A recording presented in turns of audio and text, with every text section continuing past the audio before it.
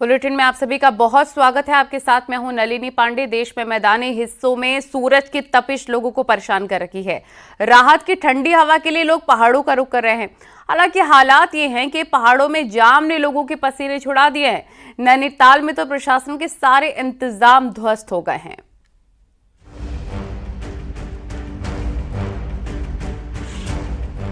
नैनीताल में इस वीकेंड पर पर्यटकों की भीड़ से सारे इंतजाम ही धड़ाम हो गए। नैनीताल शहर गाड़ियों के भार से हाँफ रहा है, तो जाम के झाम ने पर्यटकों की परेशानी को 4 गुना कर दिया है। पार्किंग खोजने से भी नहीं मिल रही, तो शहर के बाहर भी सड़कों पर लगे लंबे जाम ने टूरिस्ट के पसीने छुड़ा दिए हैं। पार्किंग तो सभी जगह से जाम है, अंदर आने को एंट्री भी नहीं मिलती। यहाँ से 5 किलोमीटर दूर से गाड़ी रोक देता है। व्यवस्था ठीक होनी चाहिए, सही तरीके से पब्लिक को आने में, टूरिस्टों को आने जाने में दिक्कत नहीं हो। अच्छी तरीके से रोडों में वो होना चाहिए, फोकस करे। पिछले दिनों के इंतजामों ने पोल खोली तो डीएम नैनीताल ने अधिकारियों से लेकर टीचर्स तक को जाम हटाने में झोंक दिया, लेकिन हालात सुधरने के बजाय और बिगड़ते चले गए और अंत में धड़ाम हो गए। न शहर में जाम ही कम हो सका, न शहर से बाहरी गाड़ियां पार्क हो सकी। इस वीकेंड पर तो शटल सर्विस का भी घोर अभाव दिखा। वहीं इसके बाद भी पुलिस को सब कुछ ठीक नजर आ रहा है। नैनीताल शहर की सारी पार्किंग 100% भरी हुई है और बाहर से किसी भी गाड़ी की आने की संभावना यहाँ पर नहीं है। इसलिए अपने जो बाहर हमारी आउटर में पार्किंग है, नारायण नगर पर, रूसी 2 पर, रूसी 1 पर, वहाँ पर पार्क रुकवाया जा रहा है लोगों को और वहाँ से शटल के माध्यम से शहर के अंदर प्रवेश दिया जा रहा है। जाम की स्थिति सड़कों पर बनी हुई है। जो रूसी बाईपास या नारायण नगर है, वहाँ पर सुविधाएं मिल नहीं रही हैं। होटलों के दामों से लोग परेशान हैं। तो अगर प्रशासन इन बातों का संज्ञान ले तो कहीं न कहीं पर्यटकों को जो देश भर से नैनीताल आ रहे हैं उनको बड़ी राहत मिल सकती है। वीरेंद्र बिष्ट, न्यूज़ 18, नैनीताल। पहाड़ों की रानी मसूरी में मुख्य बाजार ग्रीन चौक पर सीवरेज टैंक लीक होने के कारण क्षेत्र में गंदगी और बदबू से लोग परेशान हैं। वीकेंड पर मसूरी में टूरिज्म की भीड़ है। ऐसे में भरे बाजार में सीवर टैंक लीक होने से टूरिस्ट के साथ ही स्थानीय लोगों को भारी परेशानी हो रही है। साथ ही सीवर के पानी में कई 2 व्हीलर भी फिसल रहे हैं और लोग चोटिल हो रहे हैं। बिछाया और गीला जरा सा भी सीवर बहता है। भाई साहब इतने लोग गिर रहे हैं, हड्डियाँ टूट रहे लोगों की। भाई साहब आप खुद देख सकते हैं। अच्छा जी, हमारे पड़ोसी से पूछ सकते, दुकानदार से पूछ सकते हैं। भाई साहब बहुत स्लिप हो रहे हैं ये पत्थर। देश को 355 नए सैन्य अधिकारी मिल गए हैं जो कि देश की सीमाओं की सुरक्षा करेंगे। देहरादून आईएमए में आज पासिंग आउट परेड हुई।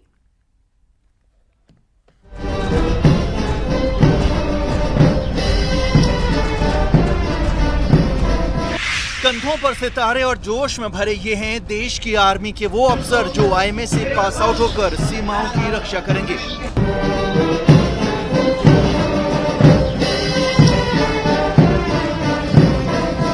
कड़ी मेहनत और 3 सालों की लगन के बाद ये दिन हर सैन्य अधिकारी के जीवन में आता है, जब वो हर परीक्षा को पास कर आईएमए से पास आउट होकर सेना को कमांड करता है।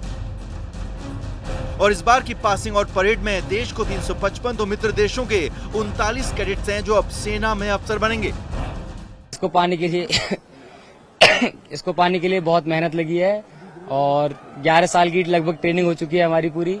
7 साल मिलिट्री स्कूल में, 3 साल एनडीए में और 1 साल आईएमए में। मुझे सेना में आने की मोटिवेशन मेरे स्कूल से मिली है, जो कि राष्ट्रीय मिलिट्री स्कूल धौलपुर है, और वहाँ 7 साल मैंने पढ़ाई की है। और वहाँ का मेन उनका जो फोकस रहता है वो मिलिट्री लीडर्स बनाने पर रहता है। मुझे पूरी प्रेरणा अपने मिलिट्री स्कूल धौलपुर से मिली है। वहीं आईएमए में ऐसे भी अधिकारी दिखे जिनके साथी की ट्रेनिंग के दौरान मौत हो गई और अपनी पीपिंग सेरेमनी में अनिकेत ने अपने मित्र के परिजनों के हाथों ही अपने कंधों पर सितारे सजवाए और दोस्ती का फर्ज भी निभाया।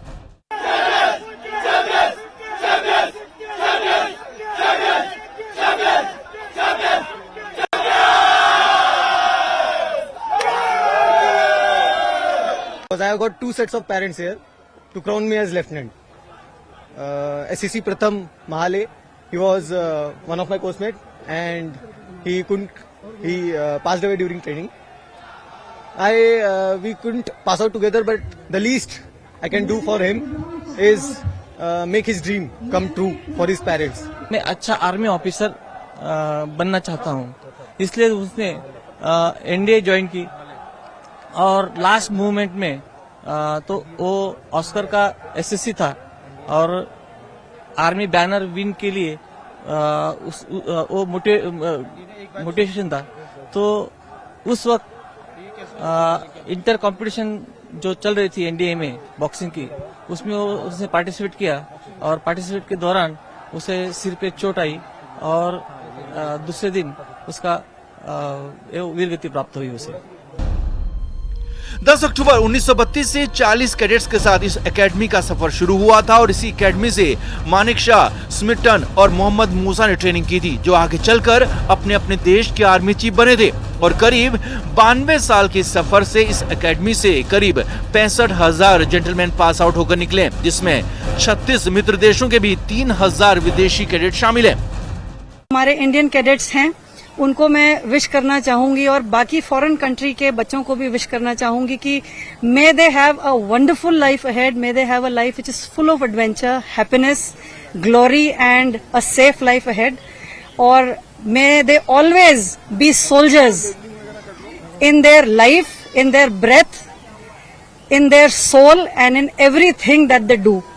कैडेट्स चैटवुड ड्रिल स्क्वायर में पासिंग आउट के दौरान जोश, जज्बे और जुनून से लबरेज थे और सभी ने देश सेवा की कसम खाई। देश की सीमाओं की सुरक्षा और अखंडता की शपथ के बाद सभी जेंटलमैन कैडेट्स पहला कदम पार करते ही बने सैन्य अधिकारी। कैमरा सहयोगी संदीप के साथ सत्येंद्र वर्तमान, न्यूज 18 देहरादून।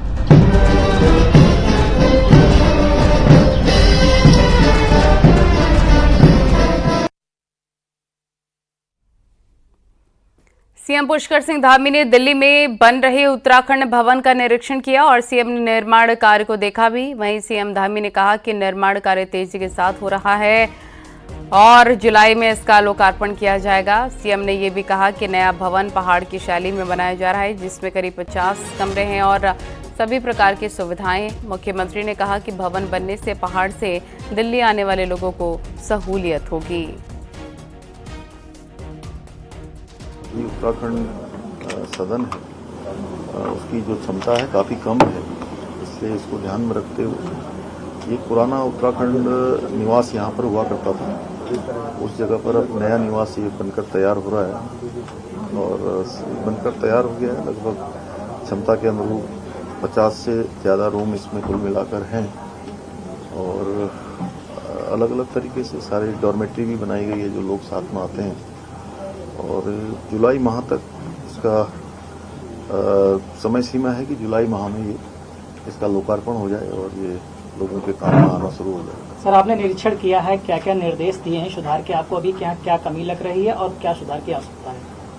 तो देखिए, चूंकि हमारी परंपरागत जो वहाँ की शैली है, उस शैली में ये बनाया गया है। उत्तराखंड की जो हमारी परंपरागत शैली है उसके अनुरूप इसका निर्माण कार्य चल रहा है। गुणवत्ता अच्छी होनी चाहिए, क्योंकि मैं मानता हूँ कि हमेशा ये जो निर्माण कार्य हैं वो बार बार नहीं होते हैं और ये पूरी गुणवत्तापूर्वक होना चाहिए, अच्छी क्वालिटी होनी चाहिए। दिल्ली में मुख्यमंत्री पुष्कर सिंह धामी ने आज बीजेपी के सीनियर नेता मुरली मनोहर जोशी से मुलाकात की। उनके आवास पर जाकर सीएम धामी ने आशीर्वाद लिया। दोनों के बीच में उत्तराखंड के विकास से संबंधित कई विषयों पर चर्चा हुई।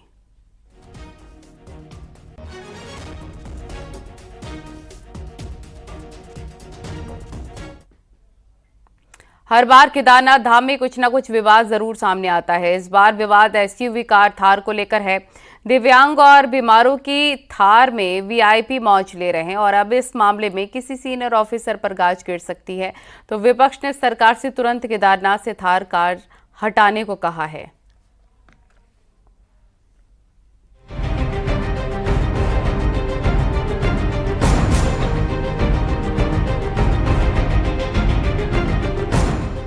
ज्यादा दिन नहीं बीते जब सेना के चिनूक हेलीकॉप्टर से 2 चमचमाती थार केदारनाथ पहुंची। स्पोर्ट्स यूटिलिटी व्हीकल यानी एसयूवी कार थार का इस्तेमाल बीमार और दिव्यांगों के लिए होना था, ताकि हेलीपैड से मंदिर के नजदीक तक आसानी से आ जा सकें। लेकिन यहां सिस्टम ऐसे अंधकार में डूबा है कि थार का इस्तेमाल हो क्या रहा है इसे कोई देखने वाला नहीं है। ये वायरल वीडियो सामने नहीं आता तो ये 2 थार केदारनाथ मंदिर से हेलीपैड तक वीवीआईपी को ढो रही होती। इस वीडियो में देखिए, क्या कहीं से ये यात्री आपको बीमार और दिव्यांग लगते हैं, लेकिन केदारनाथ में मंदिर समिति, जिला प्रशासन को कुछ नहीं दिखता। अगर दिखता तो केदारनाथ में सिस्टम पर सवाल उठाने वाले वीडियो पर खुद सामने आकर मुख्य सचिव राधा रतूड़ी को सफाई देनी नहीं पड़ती। अभी हाल ही में एक वीडियो चल रहा था जिसमें कुछ सामान्य व्यक्तियों को भी थार से पहुंचाया गया। ये बहुत गलत है और इसके लिए जिलाधिकारी ने सख्त निर्देश दिए हैं कि ये वाहन जो हैं सिर्फ बीमार लोगों की मदद के लिए ही प्रयोग में लाए जाएंगे। इसमें कोई सामान्य यात्रियों को नहीं ले जाया जाएगा और जिस अधिकारी ने ये अनुमति दी है उसके विरुद्ध कड़ी कार्रवाई की जाएगी। अब जांच हो रही है कि वीवीआईपी यात्रियों को थार में किसकी परमिशन से लाया गया, किसकी जान पहचान का फायदा उठाकर ये वीआईपी इस कार में चढ़े। सूत्रों का दावा है कि चीफ सेक्रेटरी के आदेश पर मंदिर समिति के सीईओ पर कार्रवाई हो सकती है। दरअसल बद्री केदार मंदिर में मैनेजमेंट का काम मंदिर समिति देखती है और दर्शन भी उसी में आता है। थार कार के विवाद पर अब सियासत भी शुरू हो गई है। कांग्रेस ने इसे लेकर बड़े सवाल उठाए हैं। सवाल ये कि आखिर केदारनाथ में इलेक्ट्रिक व्हीकल के बजाय डीजल कार थार क्यों भेजी गई। थार का इस्तेमाल बीमार और दिव्यांगों के लिए ना के बराबर होता है क्योंकि उसे ऑफ रोड के लिए डिजाइन किया गया है। थार को केदारनाथ ले जाकर कंपनी के फ्री प्रमोशन का आरोप भी कांग्रेस ने लगाया है।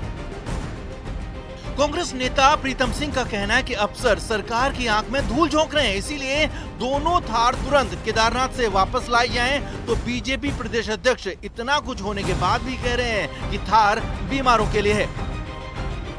तो थार जो है व्हीकल वहाँ पहुँचाए गए हैं जो डीजल के हैं, तो पहले तो ये कि पर्यावरण को भी उससे नुकसान होगा।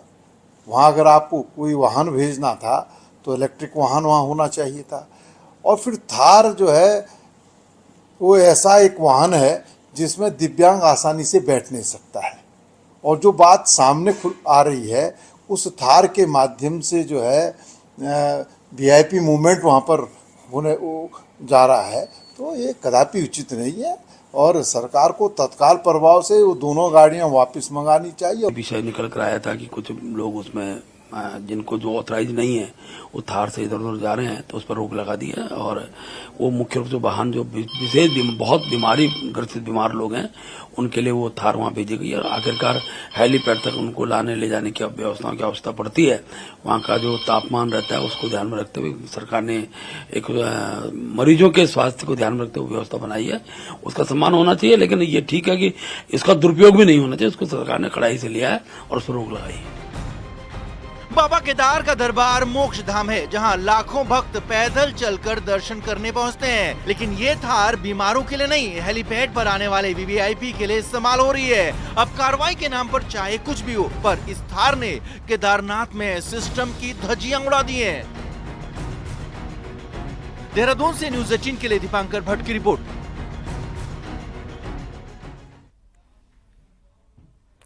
दिल्ली में शनिवार को कांग्रेस वर्किंग कमेटी की मीटिंग हुई। मीटिंग में प्रस्ताव पास किया गया कि राहुल गांधी लोकसभा में नेता विपक्ष की जिम्मेदारी संभालें।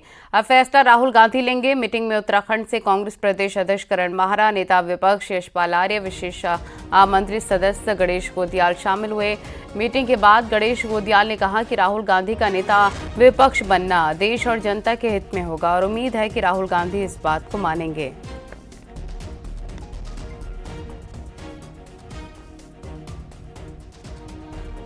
और सर्वसम्मति से CWC की विस्तारित बैठक में जो भी इसके सदस्य हैं और विशेष आमंत्रित सदस्य हैं, सभी लोगों ने एक मत से यह मांग की कि राहुल गांधी जी को LOP बनना चाहिए, लीडर ऑफ अपोजिशन बनना चाहिए। जहां तक उत्तराखंड की बात है, उत्तराखंड प्रदेश कांग्रेस के सभी लोग भी इस बात से बहुत ही खुश हैं। और यहाँ वक्त हो गया एक छोटे से ब्रेक का।